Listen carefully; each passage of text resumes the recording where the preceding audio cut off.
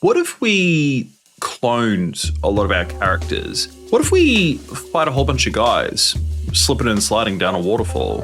Or what if we flew around in the sky like big anime style and just fought a whole bunch of big monsters?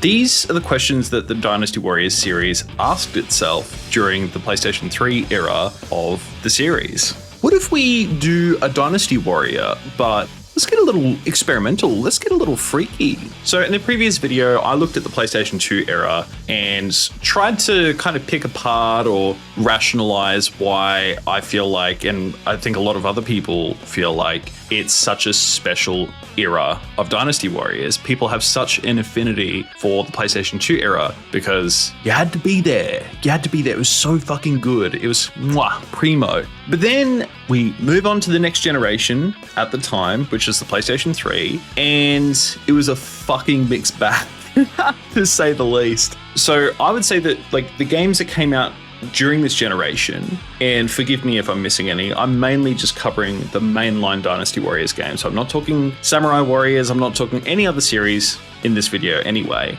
So we're looking at Dynasty Warriors 6, Dynasty Warriors Strikeforce, the weird one, Dynasty Warriors 7, and of course Dynasty Warriors 8. Now, I will just put a little caveat here. So Dynasty Warriors 8, it is a PS3, Xbox 360 era game. However, I'm going to share this one between this video and also the PS4 video because, let's face it, the PlayStation 4 era is quite scarce. And I think it mainly just has one game.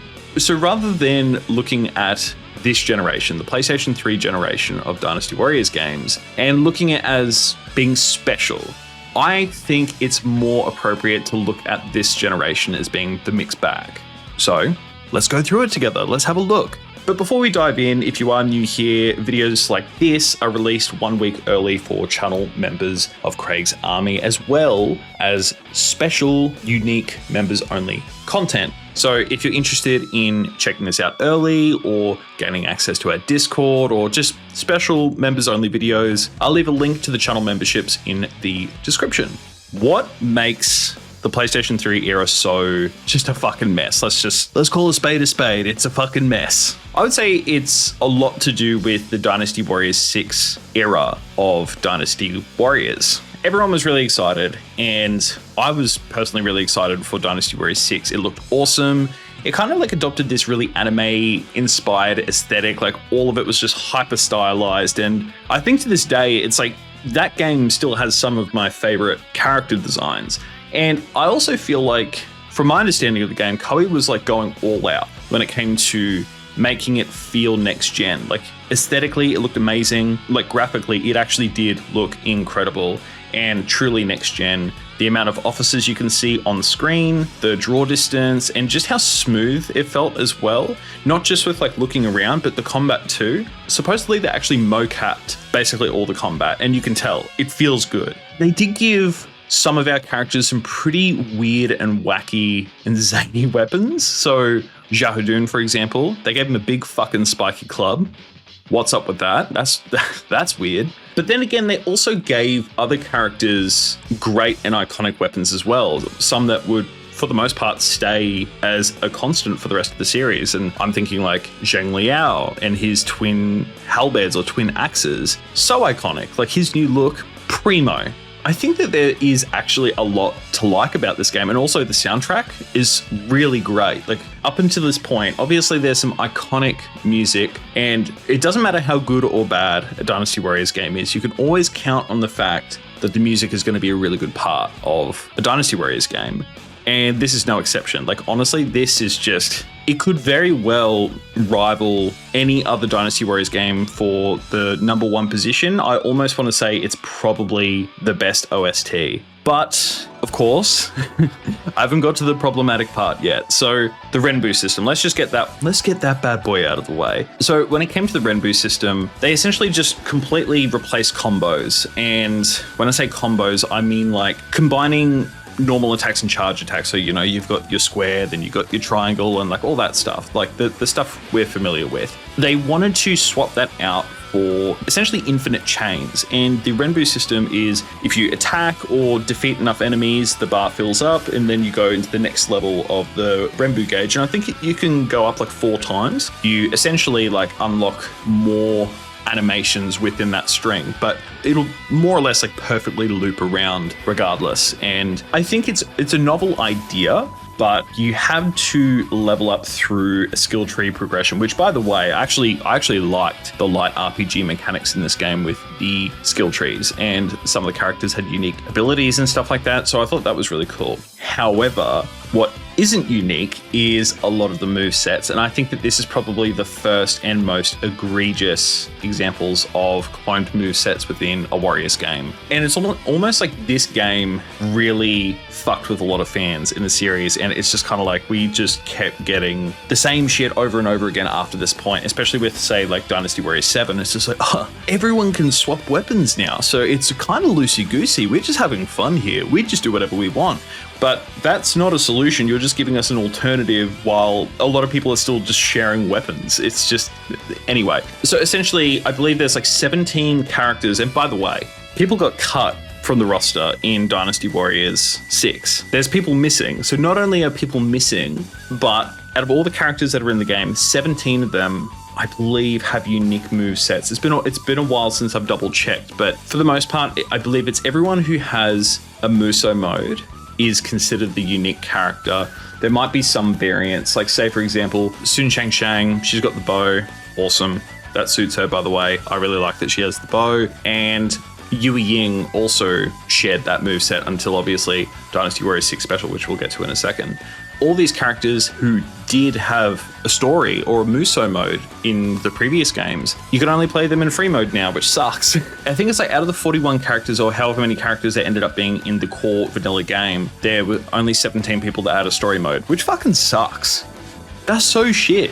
So we took a few steps forward and a fair few steps back, and I think that's why this was such a hated game. And I'm definitely not trying to give Koei a hall pass here, but the way that I've always kind of like looked at this game, it's almost like they were just trying to throw a whole bunch of shit at the wall to see what sticks. And does that excuse being sloppy in other areas? Absolutely not. Like, I think it's pretty fundamental that if most of your characters or all of your characters beforehand were unique and were able to, they had their own stories. There's so many stories to tell within the Three Kingdom period, and you have been telling all these stories beforehand. And not only did you not include any new characters with Dynasty Warriors 6, but you just cut some characters as well. It just feels like really obvious decisions that you shouldn't make. But what do I know? At least I didn't release a next-gen game on the previous gen hardware with Dynasty Warriors 6 Special. Like what? I don't understand that move. Performance-wise, it's like dog shit. It looks worse than Dynasty Warriors 5 on the PlayStation 2. But also at the same time, it's like way more content. So I find that kind of interesting. I don't know. Basically, they fixed it so that way they included the stories for, say, Cao Pi, Ma Chao, Yui Ying, and so on and so forth. So it's great that they made Sun Ce unique by having him keep his glaive, and then just everyone else who basically had the same moveset there, they made them unique and so on and so forth. That's great, but they didn't do it for the rest of the characters. It was on older gen hardware, and it's like people who went over to the next gen and then also got this next gen version of the game. It's like technically content-wise the weaker game. Let's just imagine that the release of the PlayStation 3 is the front door. Koei basically just tripped on the front doorstep and then just fell face down through the threshold of the house. And I think this was a really bad sign. People were really concerned. Longtime fans of the series felt like the soul of the series had just been stripped away from this game. And it sucks because, you know, when I played this game in hindsight, I think there's a lot to enjoy about this game, but it's just that, again, I can kind of understand playing that game with the context of, Jesus Christ, this is the latest game. This is all we've got at the moment on the PlayStation 3 and Xbox 360. This fucking sucks. Of course, there were a couple of Empires games that were released as well. Nothing really new here. I mean, the tradition continued, and I also think that Dynasty Warriors 6 Special more or less took the place of Dynasty Warriors 6 Extreme Legends. Like, I don't know if it's because of poor sales or poor audience sentiment, but we didn't get an Extreme Legends. However, we did, of course, get Extreme Legends with Dynasty Warriors 7 and 8. So it's like the tradition did continue, and we continue to get Empires games, which is great. I mean, I actually do really like Dynasty Warriors 6 Empires. I haven't personally played 7 Empires. I played the shit out of 8 Empires. It's so fucking good. But as far as the core games, though, like I've been saying this whole time, it's just been a mixed bag. And speaking of mixed bag, let's talk about Strikeforce. Because what the fuck is this game? Dynasty Warriors Strikeforce is like, I don't even know how to describe it. It's just like small battlefields, little skirmishes, little zones. It feels a little bit like Monster Hunter or something like that. And, you know, you can play completely and play co-op with friends. I don't know. It's just such a weird vibe, and not a decision that I kind of expected Koei to make. Essentially what happened in Dynasty Warriors Strikeforce is that you could fly around in the air, basically. You're doing all these crazy zany like moves in the air and all that shit. You'll just all of a sudden, it's just like everyone in Dynasty Warriors just took the fucking limitless pill, and they're just zipping and zagging all over the place, and they have their like Super Saiyan version of themselves. I would say that the reception was like mixed to okay. It definitely just felt like just such a really random spin-off, but I think that kind of adds to the whole mixed bag element of this era. It's just fucking weird. And it's not that I think it's bad, but it just plays completely differently. You still have like similar move sets, and more or less the Renbu system I think is kind of done away with, but it is kind of forward thinking in the sense that it doubles down on like RPG mechanics. You kind of have like castle or town hubs where you can go interact with like vendors and merchants and all that shit. You can buy and swap weapons. So actually weapon swapping wasn't technically introduced in Dynasty Warriors 7. It was actually introduced here, which is interesting. I haven't played the second one that is local to only Japan, I believe, but supposedly it's great. And also supposedly there's a few Dynasty Warriors 7 characters or returning characters like Da Qiao, Zheng Wei, Sai Wenji, like stuff like that. So yeah, fun game, weird spin-off. Not really like your typical Dynasty Warriors game, I'd say, and I think the fans were yearning for like a proper return to form, and that is where we reach Dynasty Warriors 7. So overall, I would say that the sentiment and the reception of this game when it came out was actually great.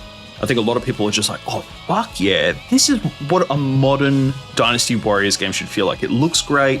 Relatively speaking, it has such a really heavy focus on the story, and I think a lot of people loved it. They fucking ate that shit up. It was so good, and it brought back the deep combat mechanics. I'd say that the fans missed from this generation's worth of Dynasty Warriors games so far.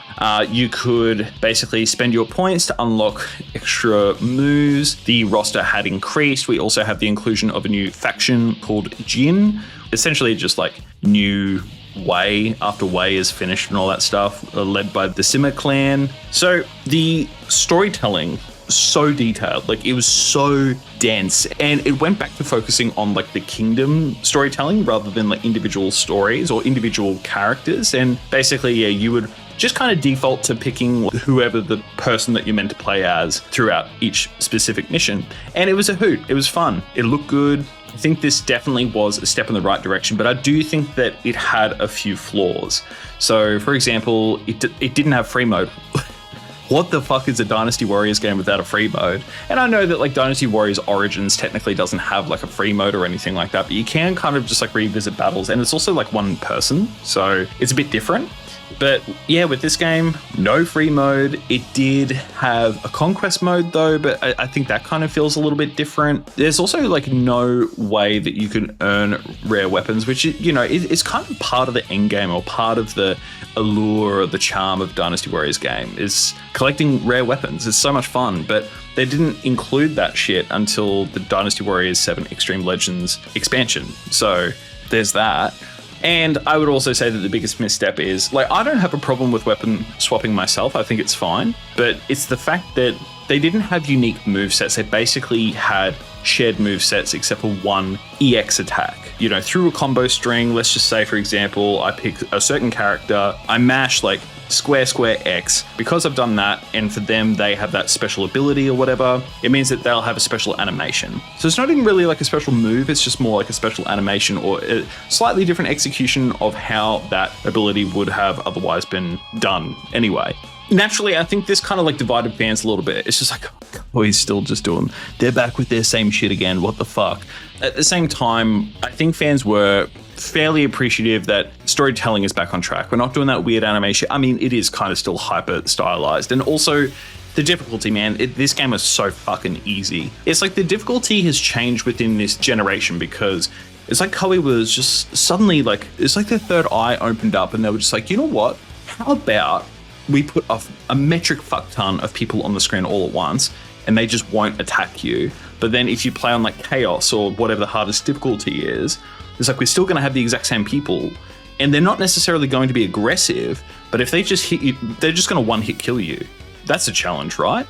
So that's kind of Dynasty Warriors 7 in a nutshell. So slowly getting back to what people want, but not quite a return to form, I would say, until Dynasty Warriors 8. And for the longest time, people have considered this game to be their favorite. And it's just because it is just so much bang for your buck, so much value. You know, it's not perfect. I mean, it has like a weapon affinity system. It's kind of like a rock, paper, scissors system. But everyone has a unique moveset finally. And I think there's something like, I think from memory, is like 83 characters in there, or just something like absurd, like just way too many characters. You can never have too many characters in a Dynasty Warriors game, but still, it's just a lot. Overall, yeah, I'd just say that with Dynasty Warriors 8, they took on board all the criticisms and honestly, they really turned this game around very quickly. I remember thinking at the time, I picked this up like basically day one. And I looked at this game and I'm like, man, this looks basically exactly the same as Dynasty Warriors 7. And I don't know how I used to think that because it actually does look fairly different. And I would say that like the character models are better, the actual costume designs are better, the overall design and the battlefields are better. I'd say that the storytelling does take a bit of a dip. I mean, the kingdom or faction storytelling is still here, but it takes a little bit of the emphasis off of the storytelling and prioritizes more of the experience and gameplay. And if you're playing through the story as well, rather than just being locked in to just playing as like one character for a certain stage, usually you have a couple of different options of characters that you can choose from, which I do really like. Also, I would say that most importantly, there is a free mode and there also is an equivalent of a conquest mode. It's called ambition mode. And yeah, just overall, so much content for one game. And if you play on the PlayStation 4 or the PS5, I guess you could say, there's the complete edition, which just basically has everything in there except for the Empire's spin-off game. So everything that's in the Extreme Legends expansion, and so worth it. And you can hunt for 5th weapons and 6th weapons and just really good. I think that this, as far as like a modern Dynasty Warriors game goes, well, modern, it's like 13 years old by this point, but it almost has everything. The only thing that it does significantly differently, I would say, than a traditional PlayStation 2 era title is purely just the fact that because it's on modern hardware or more modern hardware than the PlayStation 2, it basically just changes how it's difficult and it focuses more on that 1 versus 1,000 kind of feeling. And I think that's a really good way to sum up this generation. It's a mixed bag. It gets some things right. It gets a few things wrong, but it kind of changes the Dynasty Warriors feeling. So rather than it feeling like a really gritty yet edgy retelling of these heroes and villains from this historical era, it really ups the absurdity, but not in a campy way, just like in a real over-the-top way. And you either love it or hate it. Sometimes it really focuses on the storytelling. Sometimes it doesn't. And I'd say that the only thing that is consistent with this era of Dynasty Warriors games is the fact that it is so inconsistent. Each game is fairly different from one another. The two that are probably the most similar are Dynasty Warriors 7 and Dynasty Warriors 8. And even then, I'd say that there's a fair few differences between those games. One of them really focuses on storytelling, and then the other one, maybe a little bit less, but it focuses on fixing all the issues from Dynasty Warriors 7. So there's trade-offs here. Whereas with the previous generation, I felt like it was much more iterative. It was basically like, hey, let's just make the same game again, but just keep making it better each and every time. And I think that's what people really appreciated. And one thing that I can't personally speak to, but I'm actually really curious as to, I guess, what other people have experienced, or if you are a part of the cohort that grew up with the PlayStation 3 era of Dynasty Warriors games. I wonder if you have the same affinity or nostalgia for this generation of Dynasty Warriors games, just like maybe people my age or older may have for the PlayStation 2 era. If that is the case, let us know in the comments. As I said up top, if you want to access early content or members-only content, you can do so by joining the channel membership program. I'll leave a link for that in the description below. Yeah, I guess just to sum up everything with this video, Dynasty Warriors, it went through its messy era during the PlayStation 3 generation. I personally love all of the games that came out during this era. I am a long-term fan and maybe I'm an apologist. I can, of course, see the missteps and appreciate that there were a few fuck-ups along the way, but I also, I guess, appreciate some of the victories and triumphs that were made during this generation as well. But stay tuned, because I am also going to do the PlayStation 4 era, which more or less is going to be a video on Dynasty Warriors. No. But yeah, if you enjoyed the video, let me know, leave us a like, and yeah, I'll see you in the next video.